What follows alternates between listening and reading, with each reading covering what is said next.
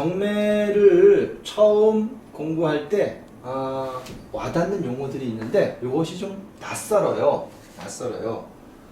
왜 그러냐면 이게 법률 용어다 보니까 좀 딱딱합니다. 딱딱해요. 그래서 그런 기본적인 용어들을 좀 알아보고 가겠습니다. 제일 먼저 우리가 경매에 있어서 나오는 것이 이제 사건 번호라는 것이죠. 사건 번호는 이 법원에서 사건 종류에 따라 붙이는 번호를 말하는데요. 우리가 사람이 태어나게 되면 거기에 대한 이제 주민번호가 붙는 것처럼 경매도 신청을 하게 되면 여기에 대해서 사건 번호가 붙습니다.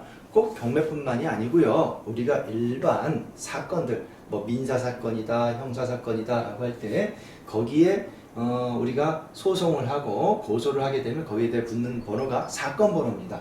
사건 번호. 자, 여기서는 경매 사건이에요. 경매 사건에서는 사건 번호가 붙는데요. 이 사건 번호에 타경이라는 부호가 붙어요. 부호. 자, 여기 예를 볼까요? 안양지원 2020년 2020 타경 1234 이렇게 붙어요. 그러면 안양지원이라는 거는 여기 경매 사건에 관할 법원을 말하는 것이고요. 2020이라는 거는 2020은 이 경매 사건에 접수한 연도를 말하는 겁니다. 그러면 2019 하면 2019년도에 접수되었다는 얘기고요. 이 타경이라는 거는 경매 사건을 얘기하는 겁니다. 사건 부호죠. 그리고 1234는 이 접수 번호 순서대로 적는 건데 만약에 1235라고 했을 때는 이 1234 다음번에 경매 사건을 말하는 겁니다. 자, 그래서 우리가 앞으로 경매 사건을 얘기할 때는 사건 번호를 얘기하고 사건 번호를 통해서 조회를 하게 됩니다. 자, 만약에 인천법원이라면 여기는 인천에 있는 경매법원이라면 인천법원이 되겠죠. 그리고 2020 타경 이렇게 나갈 거고요.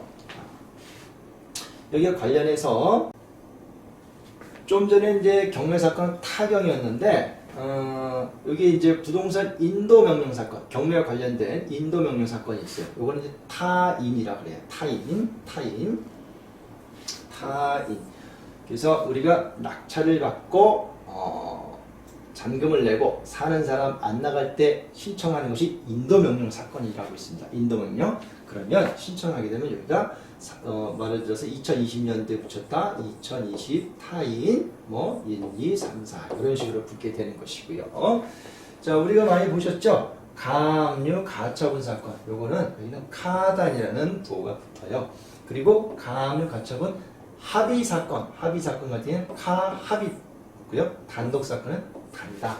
이렇게 붙은 상식적인 내용을 이제 말씀드리는 거고요. 뭐 이런 것까지는 공부할 필요는 없고 경매 사건에 있어서 지금 본 타경이다. 여기서 좀 이제 타이라는 건 부동산 경매에 있어서 인도명령 사건을 말한다. 이렇게 보시면 되겠습니다. 매각물건 명세서. 자, 우리 경매에 있어서 꼭 보아야 할 서류 중에 하나죠. 매각물건 명세서. 매각물건 명세서는 우리가 물건을 산다 할 때 명세서를 주지 않습니까? 그러면 부동산 경매에 있어서 물건을 매각할 때 그 물건에 대한 명세서다라고 보시면 돼요. 이 물건 명세서에서는 어떤 내용이 들어가냐?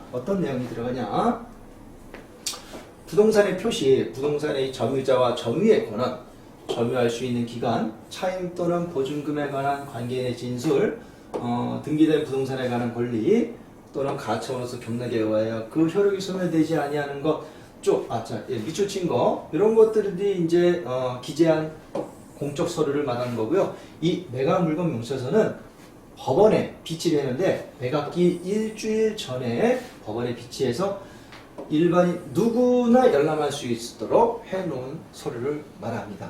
자, 이 매각물건 명세서는 어떻게 생겼냐면 한번 좀 볼까요? 매각물건 명세서. 자, 부동산의 표시가 있어요. 쭉 보면 이제 맨 뒤에 보면 이렇게 부동산의 표시에서 매각되는 물건에 대해서 표시를 하게 돼 있고요. 그리고 아까 말씀드린 대로 그 다음에 부동산의 점유와 점유자의 권한 보면 점유자 있죠. 부동산 점유자, 점유의 권한, 그 다음에 임대차 기간, 그 다음에 임차 보증금, 전입신고 이런 것들을 임차인에 적어 놓습니다. 그리고 여기에 대한 그 사건 번호와 또 최선순위 근저당권, 또 배당요구 종기일 이런 것들이 있고요. 자, 한번 보세요. 그다음에 비고란, 그리고 여기란에 등기된 부동산에 관한 권리 또는 가처분이 매각으로 효력이 소멸되지 아니하는 것, 매각에 따라 설정된 것을 보는 지상권의 개요. 아까 여기 읽었던 내용, 그 내용들이죠. 그 내용들이 여기 매각문경명세서에 이렇게 있더라. 자, 오늘은 매각문경세서 용어를 정리하는 거니까 이거에 대해서 자세하게 공부하는 내용은 아니고요. 앞으로 매번 봐야 될 중요한 서류다. 꼭 봐야 할 서류다. 매각문경에서 현황조사 보고서, 요거는 법원에서 경매가 진행이 되게 되면 집행관이 현황을 나갑니다. 현황 나가서 거기에 대해서 조사한 내용을 적은 것을 현황조사 보고서라고 합니다. 이랬을 때, 자, 현장에 갔더니 소유자가 살 수 있고 임차인이 살 수 있을 겁니다. 그렇다면 이 살고 있는 사람이 누구냐? 점유자. 임차인이면 임차인, 소유자면 소유자. 잘 모르겠다라면은 뭐 불분명 그 현장 갔던 내용들을 그대로 적게 되어 있습니다. 그래서 자, 부동산의 현상, 점유관계, 차임 또는 임대차 이런 조사할 것을 명하는데 이런 것을 정리한 것이 현황조사 보고서다. 사건 번호, 조사 일시, 부동산 소재지, 그 다음에 임차인의 점유관계 이런 것들이 이렇게 적혀 있습니다. 자, 부동산 현황 조사서.